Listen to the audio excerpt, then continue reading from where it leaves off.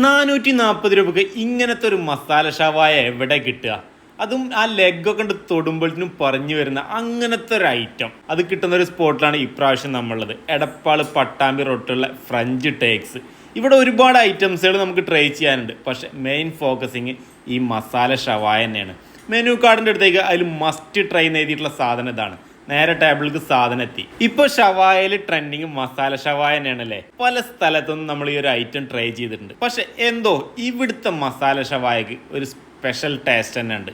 അത് നിങ്ങൾ വന്നിട്ട് ട്രൈ ചെയ്താൽ തന്നെ മനസ്സിലാവുള്ളൂ. ആ ചൂടോടക്കനെ ആ മസാല ഷവായ നമ്മൾ മാത്രം എടുത്ത് ഇങ്ങനെ കഴിച്ചാൽ മതി. ഒരു വേറെ ലെവൽ ഫീലാണ്. റീഫ്രഷ്മെന്റിന് വേണ്ടി നമ്മളൊരു അവക്കാഡോ ഷേക്കും കൂടെ പറഞ്ഞ് എന്നിട്ട് നമ്മൾ അടുത്ത സ്റ്റേജിലേക്ക് കിടക്കുകയാണ്. ഇവിടെ ട്രൈ ചെയ്യേണ്ട വേറൊരു ഐറ്റാണ് ഈ fried chicken. 6 piece fried chicken ആകെ 479 രൂപ വരുന്നുള്ളൂ. ഭയങ്കര ക്രിസ്പിയാണ് ഈ സാധനം കേട്ടോ.